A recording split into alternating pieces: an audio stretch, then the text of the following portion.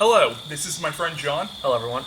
and we're continuing our reviews on the Hammer Dracula series with Dracula, Prince of Darkness, which I have on this DVD set where it comes with Legend of the Seven Golden Vampires and Frankenstein Created Woman.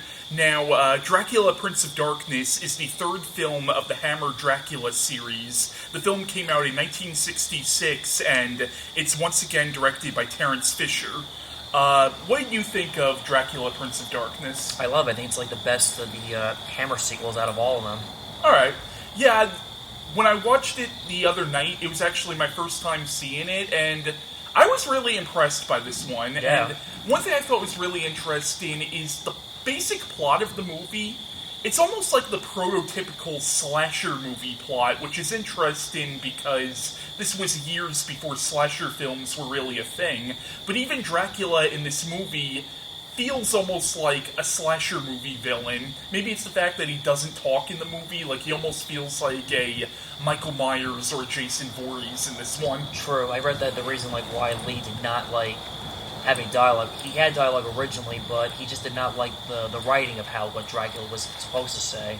Yeah, I heard that. He did not like the lines he was given, although Jimmy Sangster, who wrote the script, refuted that. I don't know why. Anytime Dracula showed up, I expect him to say stuff. I keep forgetting that Lee has no dialogue in this film as Dracula. Yeah, you almost get the sense that he's supposed to be talking. Yeah. It reminds me a lot of how the Frankenstein monster was originally going to talk in Frankenstein Meets the Wolfman. Right. But then they cut out all the scenes where he talks. It almost reminds me of that, although apparently in this case, Lee never spoke to begin with. No. So, what the plot of Dracula, Prince of Darkness is it's set 10 years after Van Helsing destroyed Dracula at the end of Horror of Dracula, but the movie follows these two brothers and their wives who are traveling through Germany, and they end up at Dracula's castle, even though they're warned to stay away from there. When they get there, they're greeted by this man named Clove, who claims to have been Dracula's servant, and he says that even though his master is long dead, it's his duty to maintain the castle and keep the castle always ready for guests. But unbeknownst to them, Clove is planning on resurrecting his master, and he ends up sacrificing one of them to bring Dracula back from hell. And when Dracula comes back, he ends up going after each of these people one by one. And that's the basic plotline of Dracula, Prince of Darkness. There's a little bit more to it than that, but that's just a basic outline of the plot. Now, besides Christopher Lee as Dracula, you also have Philip Latham, I think is how you would say his last name, is the character of Clove, who is almost like Renfield in a way. Like, you could tell he's almost meant to be a Renfield stand-in. Although there is a character played by Thorley Walters named Ludwig, who is also kind of based on Renfield as well, who shows up later on in the film. But you also have Andrew Keir as the character of Father... how would you pronounce that? It's, Father, Sandor, who is almost like the Van Helsing stand-in in the movie, and I actually really like this character. And Andrew Keir, he also played Bernard Quatermass in Quatermass in the Pit. I don't know if you've ever seen that one. I know about them. I've never seen them. Oh, they're great movies, the sure Quatermass movies.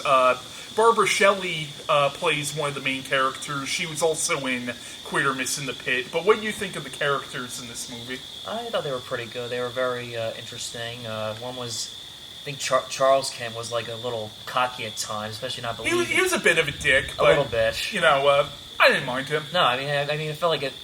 At first, he kind of was, but then, like later on, he kind of like teams up with Father Sandor, Father Sandor to stop Dracula, and they kind of like have a good like team. Yeah, I also liked how I liked how Sandor, like, in the beginning, it seems like he doesn't believe in vampires at all, because he stops those people from stabbing that dead girl in the chest with the stake, because he's like, look, these are just superstitions. At the same time, though, he is aware that there was a Dracula, and when he becomes aware that Dracula has come back, that's when he, like, really starts taking up the whole vampire hunting thing. Right. But you can tell he's more of a, I guess you could say he's more of a progressive kind of priest, or he's a priest who's a little more hip with the times. Right. Sometimes I wonder, did he know Van Helsing, or did he just read about Van Helsing and did his own research? Any closing thoughts on Dracula, Prince of Darkness? Just, it's a great Dracula film. Love it. That's all I can say. Yeah, I think it's a really good one. But that was our review on Dracula, Prince of Darkness. Our next review will be on Dracula Has Risen from the Grave.